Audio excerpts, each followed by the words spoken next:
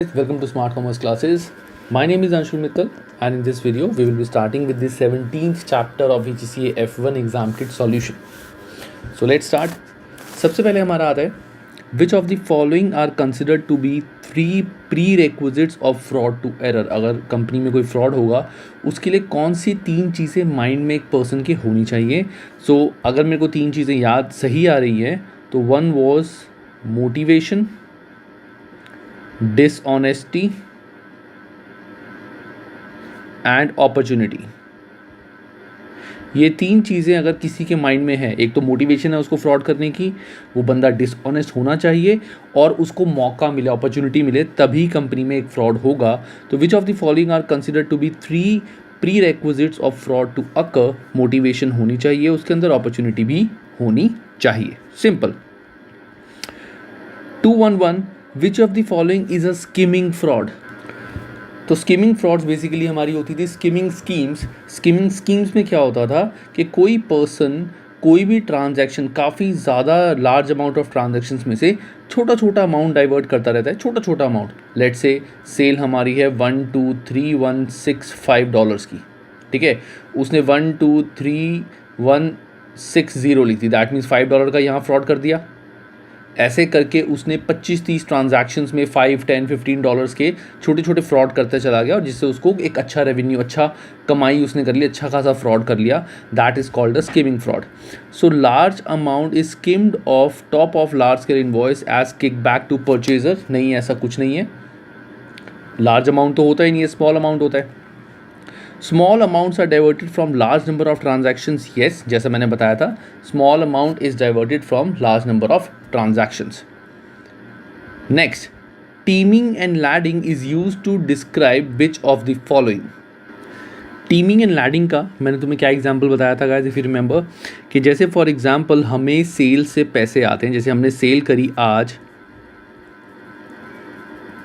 जैसे $100 की हम हर रोज़ सेल करते हैं. जस्ट एन एग्जाम्पल, $100 की हमारी हर रोज़ सेल होती है, नॉर्मली $100 की होती है. इस सेल का अमाउंट हमें 4 दिन बाद आता है. तो ये 4 दिन बाद आया, ये 4 दिन बाद आया, ये 4 दिन बाद आया, एंड सो ऑन. जो भी सेल है उसका 4 दिन बाद पैसा आता है. तो अकाउंटेंट ने क्या किया, जो हमें 4 दिन बाद 100 आए थे वो उसने बुक्स में शो नहीं किए, वो अपने पास रख लिए. और जो 5th डे को पैसे आए थे उसने बुक्स में ये एंट्री करी कि इस पर्सन ने हमें 5th डे को पैसे दिए. अब इस वजह से हमारा ये सर्कल, एक बार ये पेमेंट आनी शुरू होगी तो सर्कल चलता चला गया. अब इसमें क्या हुआ, हमें ये चीज़ नहीं पता चली कि वो 100 किससे आए हैं, क्योंकि हमें पूरा बैक एंड नहीं पता था कहाँ पे उसने ये फ्रॉड करा. That is called teeming and lading. कि काफ़ी सारी ट्रांजैक्शन जो सेल की होती हैं उसमें से हम कुछ फ्रॉड करते हैं, अमाउंट विड्रॉ कर लेते हैं क्योंकि हमें सेम अमाउंट दोबारा आना होता है. So where money flows are so subsequential that diversion of large sum can go unnoticed. नहीं. A fraud where purchase ledger payment were miscorrected to overseas amount. नहीं, purchase से तो related होता ही नहीं है. This relates to sales के जो पैसे आते हैं. Personal expenses fraud. नहीं, personal expense भी नहीं है. Fraud where receipts from customers are misappropriated. So answer is D, कि customer से जब हमें पैसे आते हैं हम उसको misappropriate कर लेते हैं और दिखाते हैं कि वो पैसे बाद में आए. This is called teaming and ladding. तो answer is D. Next is 213. So 213 is window dressing involves which of the following. So window dressing का मतलब क्या होता था गाइस, कि हमने पूरा साल कुछ काम करा, पूरा साल काम करने के बाद जो बिल्कुल लास्ट डेट है, लास्ट डेट पे हमने अपनी अकाउंट्स में कुछ एंट्रीज वैसे ही घुमा दी. कुछ भी, जैसे फॉर एग्जांपल मेरे को करंट रेशो अपनी अच्छी करनी थी तो मैंने वैसी कोई एंट्री घुमा दी जस्ट बुक्स में दिखाने के लिए. मैंने लेट से क्या कहते हैं, अपने कुछ एसेट्स, फिक्स एसेट जो थे उनको वैसी मैंने करंट एसेट में कन्वर्ट कर दिया. एक जर्नल एंट्री तो करनी है, मैंने किसी फिक्स एसेट को करंट एसेट में कन्वर्ट कर दिया. जैसे मेरी लॉन्ग टर्म इन्वेस्टमेंट थी जो 5 साल के लिए थी, मैंने सिर्फ अपनी बुक्स में लास्ट डे पे दिखाने के लिए उसको करंट एसेट में डाल दिया. और नेक्स्ट डे जैसे ही वो ईयर स्टार्ट हुआ, बैलेंस शीट वगैरह बन गई, सब कुछ हो गया, मैंने दोबारा से रिवर्स करके उसको फिक्स एसेट में डाल दिया ताकि एक्चुअली जो उसका स्टेटस है वो मुझे मिल जाए. सो दैट मीन्स मैंने विंडो ड्रेस कर ली. लास्ट डेट पे आके मैंने कुछ बुक्स को ऐसे मॉडिफाई कर लिया. और इसमें क्या हो सकता है, जैसे लास्ट डेट पे आके मैंने फालतू के नकली BR बना के, जैसे मैंने पेमेंट कर दी क्रेडिटर्स को, या बीपी बना के मैंने पेमेंट कर दी, कुछ भी बहुत सारी चीज़ें हो सकती है. So that is like window dressing. So window dressing is producing an overly detailed set of annual accounts in year, underlying results are poor. नहीं, कोई overly detail की तो मैं बात ही नहीं कर रहा हूँ. Entering into transactions just before year end that will improve the appearance of the accounts but will be reversed soon after. Yes, कि मैंने लास्ट डेट से एक दिन पहले बुक्स में कुछ ट्रांजैक्शंस कर दी, कुछ उल्टी सीधी चीज़ें कर दी, सेल्स, क्रेडिट सेल्स कर दी खूब सारी. जैसे इसका बेस्ट एग्जांपल क्या होता है, मैंने अपनी सेल्स बढ़ाने के लिए काफ़ी सारी क्रेडिट सेल कर दी. अब क्रेडिट सेल करने से क्या होगा, मेरी सेल बढ़ गई, प्रॉफिट बढ़ गया, और अगले दिन आके मैंने इन सेल को रिवर्स कर दिया कि ये तो सारा रिटर्न हो गया, ये सारा का सारा सेल रिटर्न हो गया. एक ही दिन के अंदर मेरी सेल्स भी होगी और यहाँ पे रिटर्न भी हो गया, सिर्फ अपनी बुक्स अच्छी करने के लिए. That is called window dressing. Then 214, off balance sheet accounting refers to which of the following. Off balance sheet का मतलब होता था कि कुछ चीज़ें अपनी बैलेंस शीट में से डेलिबरेटली हटाना सो दैट हमारी बैलेंस शीट और ज़्यादा बेटर हो जाए. वही सेम एग्जांपल, सोचो करंट एसेट करंट लायबिलिटी थे. अब करंट एसेट करंट लायबिलिटी से हमारी आती है करंट रेशो. सोचो कंपनी की करंट रेशो बहुत ख़राब आ रही है, तो कंपनी ने क्या किया, रेशो इंक्रीज़ करने के लिए उसको या तो लायबिलिटी पे करनी थी, लायबिलिटी कम करनी थी, एसेट इंक्रीज़ करने थे. उसने क्या किया, जस्ट एन एग्जांपल, अपने एसेट्स बढ़ा दिए. उसने वैसे ही खूब सारा कैश दिखा दिया, घर से कैश उठा के लेके आया, बिजनेस में डाल दिया और बोला कि बिजनेस का कैश है. Just a fake transaction. So that is, या फिर सॉरी, उसमें एक्सक्लूजन आता था. एक्सक्लूजन कह सकते हैं, exclusion of certain assets and liabilities. मैंने किसी एसेट लायबिलिटी को एक्सक्लूड कर दिया बुक्स में से. जैसे लायबिलिटी का एग्जांपल लेके चलता हूँ, मुझे करंट लायबिलिटी कम करनी थी, मैंने अपने क्रेडिटर को कम कर दिया कि ये क्रेडिटर या पेबल्स मेरे बुक्स में थे ही नहीं, ये मेरे बुक्स में पेबल्स थे ही नहीं, मुझे इनको पैसे देने ही नहीं थे, जिसकी वजह से मेरी लायबिलिटी कम हो गई और एसेट्स इंक्रीज़ हो गए और मेरी रेशो अच्छी आ गई. So off balance sheet means deliberately expulsion of certain assets and liabilities from published balance sheets. ये हमने exact word to word पढ़ा था. 215, which of the following two statements, consider the following two statements, which of these opinion are correct? A comprehensive system of control will eliminate all frauds and errors. This is wrong. जितना मर्जी system अच्छा हो लेकिन सारे frauds and errors नहीं हो बच सकते, क्योंकि यहाँ पे ह्यूमन इन्वॉल्व होता है, ह्यूमन इंटरेक्शन इन्वॉल्व होती है. तो फ्रॉड करने वाला कहीं ना कहीं से फ्रॉड कर सकता है, तो सारे फ्रॉड नहीं ठीक हो सकते. So this is wrong. Second, employees working in departments other than accounts have no responsibility for reporting fraud. ऐसा भी नहीं है, चाहे वो अकाउंटिंग डिपार्टमेंट में है चाहे नहीं है, लेकिन इसका मतलब ये नहीं है कि वो उनकी रिस्पॉन्सिबिलिटी नहीं होती रिपोर्टिंग के अंदर. जैसे फॉर एग्जांपल, ये थे अकाउंटिंग डिपार्टमेंट में बंदे, ये थे लेट्स से परचेज डिपार्टमेंट में बंदे. इनको पता चला कि अकाउंट्स डिपार्टमेंट में कोई फ्रॉड हो रहा है, ठीक है, तो इनको पता चल गया था इस चीज़ का, तो ये नहीं बोल सकते कि यार अकाउंट्स में फ्रॉड हो रहा है, ये हमारी रिस्पॉन्सिबिलिटी नहीं है कि अकाउंट्स वाला फ्रॉड हम बताते फिरें. As a employ of that company they have full responsibility कि अगर कहीं पे पूरी ऑर्गेनाइजेशन में कुछ भी फ्रॉड हो रहा है तो they have to tell. So it's their responsibility. तो ऐसा नहीं है they can get away with this. So this is also wrong. So answer is D, neither. 216, if an external auditor in the process of considering the company's financial statement came across an incident of fraud that took place in the year, she must. अब अगर उसको कोई भी fraud मिला तो वो क्या करेगा?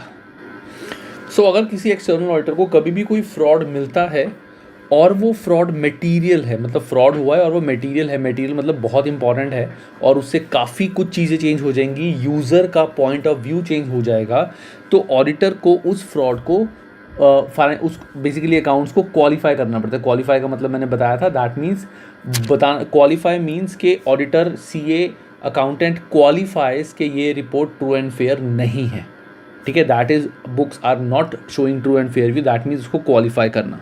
सो qualify the accounts regardless of the size of fraud. This is wrong. Regardless of the size, अगर साइज बहुत छोटा है फ्रॉड का, so that is not required to be qualify. Reports को क्वालिफाई नहीं करना कि अगर बहुत छोटा सा फ्रॉड है जिससे कोई फ़र्क नहीं पड़ता, $1-2 का फ्रॉड है, उसकी वजह से ये थोड़ी कि बैलेंस शीट या पूरी बुक्स ख़राब हैं. Report to the shareholder by way of note to accounts, नहीं, ये कोई शेयर होल्डर को रिपोर्ट नहीं करता, ये तो रिपोर्ट में बताता है कि क्वालिफाई करी या नहीं करी. Qualify the accounts only fraud is material and not properly record in the accounts, yes, कि अगर फ्रॉड मटेरियल है और बुक्स में रिकॉर्ड नहीं हुआ that means that is a big fraud और उसको बुक्स में शो करेगा। रिपोर्ट टू शेयर होल्डर को तो रिपोर्टिंग होती ही नहीं है। 217 which of the following behaviours is often associated with an employee possibly committing fraud, कौन से बिहेवियर से हमें पता चलेगा कि कौन सा एम्प्लॉय फ्रॉड कर रहा है। तो पहला, managers and staff having monthly meeting to discuss under performance, इससे थोड़ी फ्रॉड होता है कोई, इससे ये तो बल्कि अच्छा है, this is good for a company कि वो मिल रहे हैं, डिस्कशन कर रहे हैं, इससे तो कंपनी की अच्छी बात है। Employee frequently taking time off for work for personal reasons, अगर वो बहुत ज़्यादा छुट्टियां मार रहा है उसका भी डायरेक्टली फ्रॉड से भी डायरेक्ट कोरिलेशन नहीं है कि वो बहुत छुट्टियां मार रहा है, इसका हो सकता है कि वो कोई जॉब चेंज करने के चक्कर में हो, may be. A member of the finance team frequently buying new expensive car despite of only earning a moderate salary, यहाँ से हमें क्लियर पता चल रहा है कि फाइनेंस टीम का यानी जो पैसे वाली टीम होती है उसका एक बंदा महंगी महंगी गाड़ियाँ ले रहा है जबकि उसकी सैलरी बहुत मॉडरेट है, बहुत ज़्यादा हाई नहीं है और वो जॉब करता है, तो इसके इतने पैसे कहाँ से आए। सो दैट मीन्स इससे हम एक डिटेक्ट कर सकते हैं कि there is something wrong going on, that means वो शायद हो सकता है कि वो चोरी कर रहा हो। अब इसका एक बहुत अच्छा एग्जाम्पल है, तुमने मूवी देखी होगी धूम पार्ट 1। धूम पार्ट 1 में जॉन इब्राहिम ने क्या बोला था, याद है वो डायलॉग, हम चोर हैं, धुएं की तरह हवा में गायब हो जाते हैं, जिस दिन पुलिस को चिंगारी दिख गई इट्स ऑल ओवर। और ये चिंगारी है कि नॉर्मल डिपार्टमेंट में वो काम करता है, चोरी करता है, और उसने महंगी महंगी गाड़ियाँ खरीद ली जैसे धूम में उसके फ्रेंड ने खरीदी थी, ठीक है ना, दैट्स द केस। यहाँ से क्लियर पता लग रहा है this is a fraud. 218 which of the following is not a control or procedure required by standard money laundering legislation? So सबसे पहला जो हमारा स्टैंडर्ड मनी लॉन्ड्रिंग लेजिस्लेशन में प्रोसीजर होता है that is identification of large and unusual transaction, ये तो उसका प्रोसीजर होता है। Taking steps to ensure customer can be identified, ये भी होता है। Reporting of all large and unusual transactions to the relevant authorities, I think ये नहीं होता बिकॉज हमें all large and unusual transactions सारी की सारी हमें अथॉरिटीज़ को नहीं बतानी होती। अनयूजुअल मतलब अमाउंट बहुत ज़्यादा है, कुछ है, ये थोड़ी कि सारी ट्रांजैक्शंस बिजनेस की हम अथॉरिटीज़ को बताते फिरेंगे। बेसिकली बताना वो होता है कि अगर इनमें से किसी ट्रांजैक्शन के अंदर कुछ सस्पिशियस हमें चीज़ मिली है, कुछ गलत हो रहा है, यहाँ पे कुछ फ्रॉड हो रहा है कि इन ट्रांजैक्शंस में कुछ गड़बड़ है, यार एक ही पार्टी से ट्रांजैक्शन होती है, ऐसा कुछ आ रहा है, ये आ रहा है और ये पार्टी का बंदा भी इसका नोन है, so that is like a suspicious. उन लार्ज एंड अनयूजुअल ट्रांजैक्शंस को हमें रिपोर्ट करना है, सारी लार्ज एंड अनयूजुअल ट्रांजैक्शंस को रिपोर्ट नहीं करना होता। Creation of role of nominated officer, ये भी इसका पार्ट होता है, तो C is your answer. 219 money laundering legislation only covers illegal cash obtained or other liquid assets such as short term investment or bonds. This is false. Money laundering ज़रूरी नहीं है कि illegally obtained cash and other liquid asset, ये किसी भी asset पे लगता है। Money laundering can be for any other asset, like fix asset पे भी मनी लॉन्ड्रिंग एक्ट लगता है कि इसने फ्रॉड से या इलीगल एक्टिविटी से पैसे लिए थे। So that means this is wrong, this is false. Under typical money laundering legislation, the main offenses recognized are placement, layering and integration. Main offenses नहीं, these are not offenses. Main offenses, ये offenses नहीं है, ये तो तरीके हैं offence करने के। These are not offenses, these are ways कि कैसे ऑफेंस होता है। जैसे पहले ये होगा, पहले प्लेसमेंट होती है, फिर लेयरिंग होती है, उस चीज़ को छुपाया जाता है, देन इंटेग्रेशन होती है, इससे फ्रॉड होता है, इससे मनी लॉन्ड्रिंग होती है। So these are not types of money laundering या these are not offences. Offences तो होंगे जैसे कैश चुराया है उसने, या जैसे था एक हमने पढ़ा था लॉन्ड्रिंग ऑफ मनी, एक हमने आई थिंक टिपिंग ऑफ पढ़ा था, वो सारी चीज़ें are called are types of laundering. So ये तो तरीके होते हैं, so this is also wrong, so this is false.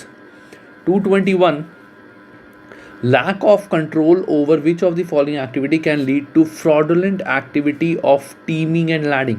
Teeming and lading का हमने सिंपल क्या पढ़ा था, सेल्स वाला, तो सेल्स। पहली बात तो नॉन करंट एसेट रजिस्टर से कोई रिलेशन नहीं है, बजटरी सिस्टम से कोई रिलेशन नहीं है, इन्वेंट्री से कोई रिलेशन नहीं है, सेल्स लेजर एंड रिसीट इसका सेल से रिलेशन होता है। सिंपल याद रखना, teeming and lading related to sales and उसकी रिसीट्स।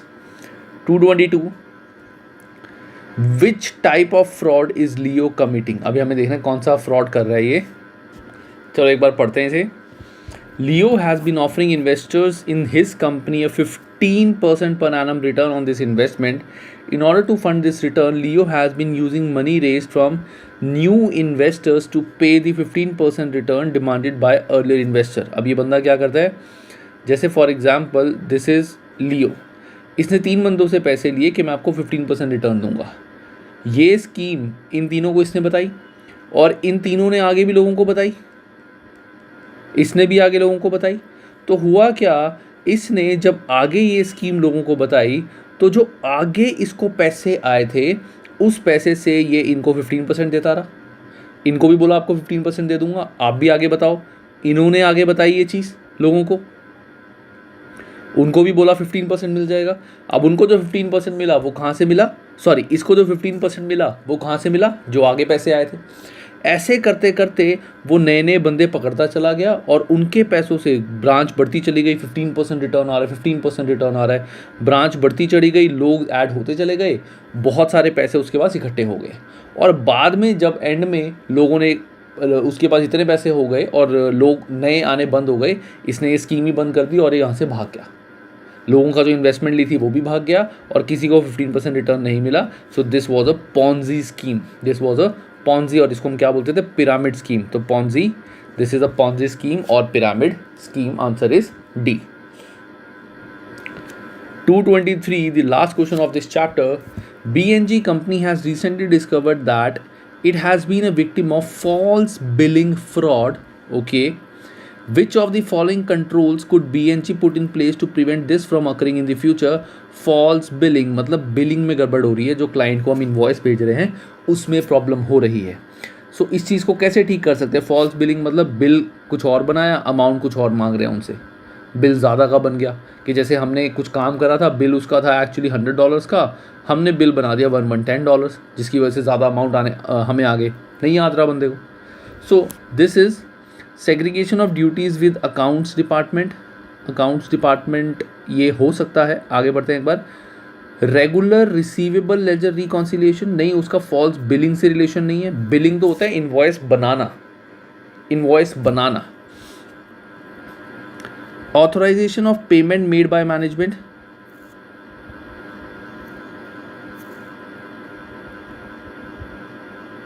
अब देखो यहाँ पे जो ये बिलिंग है, ये बिलिंग का क्या बोल रहा है, हमारे साथ अगर फ्रॉड हो रहा है, व्हाट डज दैट मीन, कि हमें रॉन्ग बिल्स आ रहे हैं या हमारे जो बिल्स हैं उसके अगेंस्ट पेमेंट अलग हो रही है। फॉल्स बिलिंग फ्रॉड का मतलब बिल अलग आ रहे हैं, बिल हमें आ रहा है $100 का, हमारे अकाउंट से पेमेंट ज़्यादा की हो रही है, जैसे $110 की हो रही है, ठीक है ना। फॉल्स बिलिंग फ्रॉड का मतलब क्या है कि हमें बिल आ रहा है कम लेकिन हम पेमेंट कर रहे हैं ज़्यादा की। So that means this is more और लेस रिलेटेड टू पेमेंट। अगर फॉल्स बिलिंग फ्रॉड लिखा हुआ है दैट मीन्स अगर सेल्स की तरफ से होता, हमें पैसे आते तो ज़्यादा पैसे आते, तो फ्रॉड क्या है, हमें तो ज़्यादा पैसे आ रहे हैं, हम यहाँ पे फ्रॉड के विक्टिम हो रहे हैं, दैट मीन्स हमारे पैसे जा रहे हैं। तो दिस रिलेट्स टू परचेज, तो इसका तो कोई रिलेशन नहीं है, परचेज से रिलेशन है, रिसीवेबल से कोई रिलेशन नहीं है। Authorisation of payment by management, कि जब मैनेजमेंट कोई पेमेंट करता है उसको एक बंदा लगा दो जो ऑथोराइज करे कि क्या ये पेमेंट सही है कि नहीं, कि बिलिंग कितनी है, क्या बिलिंग से अमाउंट ये मैच कर रहा है या नहीं कर रहा, that means authorisation of payments by management. और last is maintenance of regular trial balance. Trial balance का तो फॉल्स बिलिंग से कोई रिलेशन ही नहीं है, ठीक है। So this is your chapter and this is how you have to understand the chapter and do all the questions. चलो bye guys, take care and have a good time.